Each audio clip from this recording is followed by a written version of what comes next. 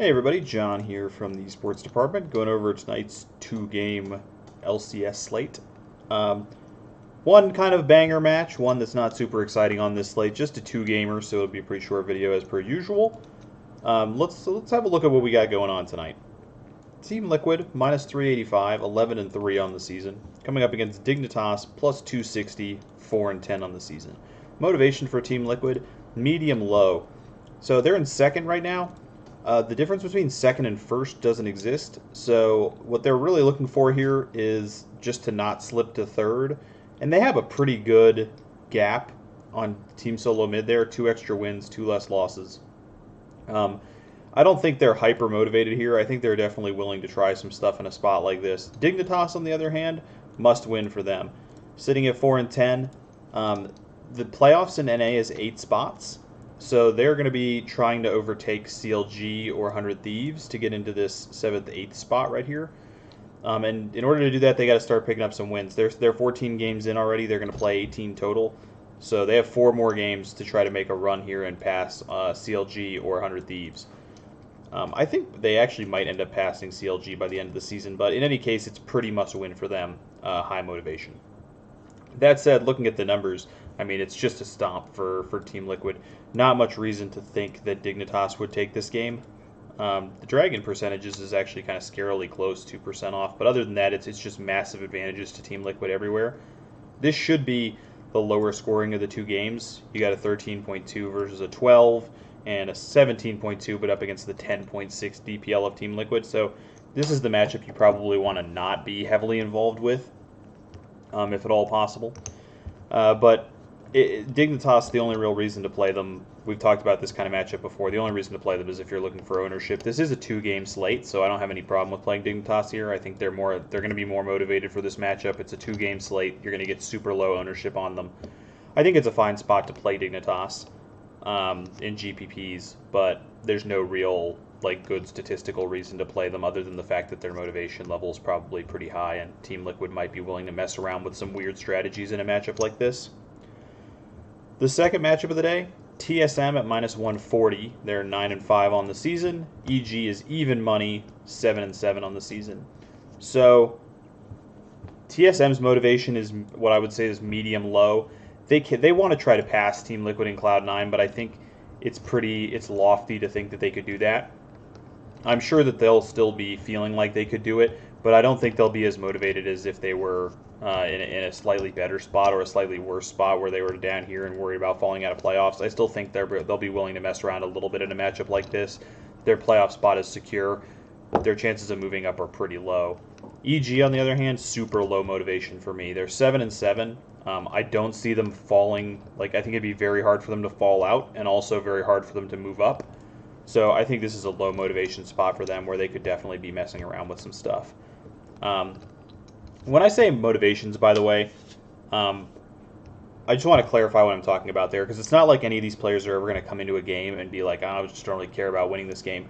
It's more about they're always going to be trying to win, but they might be more willing to experiment with different types of strategies or play something that's a little bit weirder, or just pop out with a pick that you don't usually see, maybe a slightly worse composition that they just want to test. Something like when we saw Cloud9 use the Sona Lux last weekend, that's the kind of stuff I'm talking about. If you're like, man, we need to win this next game or we're going to be out of the playoffs, you're probably not messing around with the Sona Lux. But when you're in what I would call like a low motivation spot, that's when you're willing to play kind of like a weirder strategy, or you might try something new because you just don't. There's not a ton to lose by trying it, and maybe the teams, for people that are kind of newer to League, one thing that happens very commonly at this point in the season is a team might bust out. Let me just give you an example, even though it's not a good example. Like a team might just bust out Darius in the top lane, because if they absolutely smash somebody with Darius, then maybe other teams think about banning it against them in the playoffs, and that's a free ban that they've earned now.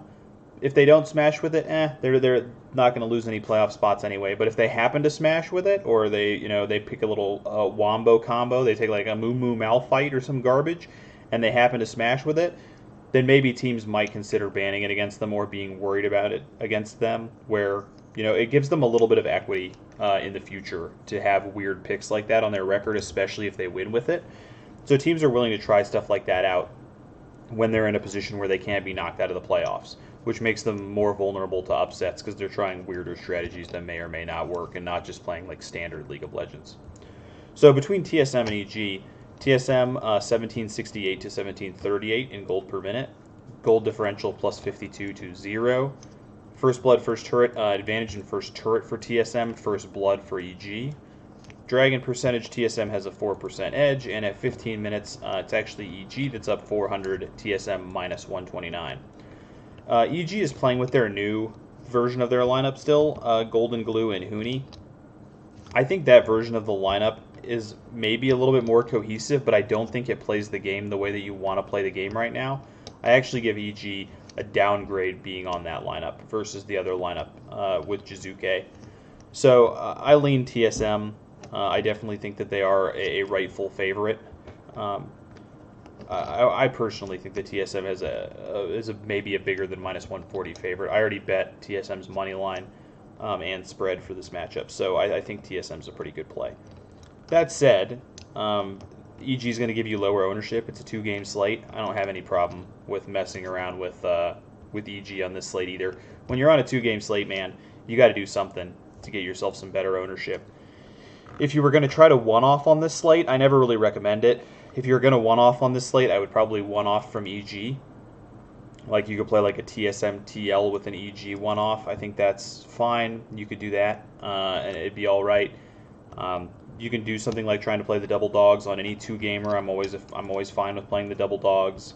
I would, generally speaking, and especially in stuff like cash, I would lean towards being heavily involved in the TSM EG match because that is the low motivation, much bloodier in the numbers, and it's low motivation, which always ups the blood level. Versus high motivation games tend to be a little more stressful, a little tighter, lower blood. So let's look at cash lineups.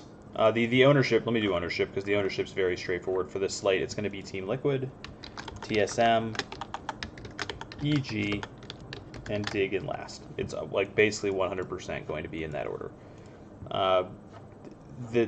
People will want to be heavier involved with TSM. I think most people are smart enough to figure out that this is the bloodier matchup, but so few people are going to be on Dig that TL will still be the highest owned team.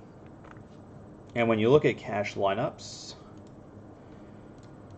Team Liquid and TSM, you can get a Spica captain for TSM. Yeah, that makes tons of sense. You want 4 TSM for sure. I'm guessing if it's giving us this, Spica projects 35, Bjergsen 36. So yeah, I'm guessing if it could give us Bjergsen captain, it would have done it. I always run through it anyway, just to be sure. But I'm assuming if there was any way to get Bjergsen captain, it would have given it to us already. Spica's cheaper than Broxa, so you like have to play him.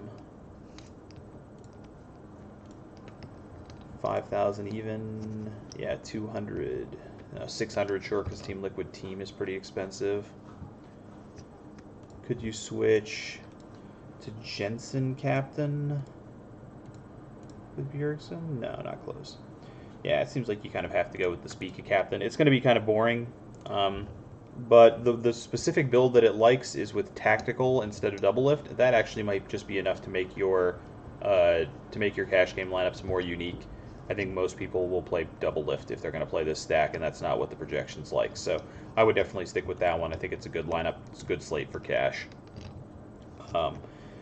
GPPs, yeah, I mean, just don't go in there and play TSM Team Liquid unless your field is very small. I just don't. There's no point. I'd rather skip it and just play cash games if you're considering playing TL and TSM.